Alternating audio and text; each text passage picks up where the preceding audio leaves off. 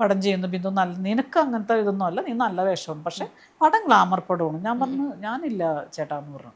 പറഞ്ഞു നിനക്കൊന്ന് അഭിനയിച്ചു വിടും, നിനക്ക് കാശ് കിട്ടൂലേ, പറഞ്ഞ കാശ് തരുമല്ലോ. ഞാൻ പറഞ്ഞു ഇല്ല ചെയ്തില്ല, കൂടുതൽ കാശും പൈസ കിട്ടും. പിന്നെ അതുപോലെ തന്നെ ഗ്ലാമർ പടങ്ങള് ഷക്കീലിനെയും മറ്റേ എന്താ രേഷ്മ അങ്ങനെ അവരെയൊക്കെ വെച്ചിട്ട് ചെയ്ത ഡയറക്ടർ എന്താ ജോയി എന്നൊക്കെ പറഞ്ഞ അയാള് പണ്ടത്തെ സ്റ്റിൽ ഫോട്ടോഗ്രാഫർ ആയിരുന്നു. നമ്മളൊക്കെ മഴവിൽ കൂടാരത്തിലൊക്കെ പുള്ളി സ്റ്റിൽ ഫോട്ടോഗ്രാഫർ. പുള്ളി വിളിച്ചു ചോദിച്ചു ബിന്ദു നല്ലൊരു ക്യാരക്ടർ ചെയ്യാമോന്ന് ചോദിച്ചു. അവൻ എന്താ പടം, ഇന്ന പടമാണ്. ഞാനില്ല ഏട്ടാന്ന് പറഞ്ഞു. അല്ല ബിന്ദു അതിപ്പോ അങ്ങനെ ഇങ്ങനെ അത് ഒന്നും കാണിക്കത്തില്ല. അങ്ങനെ വേണ്ട ഏട്ടാ, നമ്മൾ കുടുംബമായിട്ടൊക്കെ താമസിക്കുന്നതാണ്, നമുക്ക് അങ്ങനത്തെ പടമൊന്നും ചെയ്യാനായിട്ട് പറ്റത്തില്ല എന്ന് പറഞ്ഞു.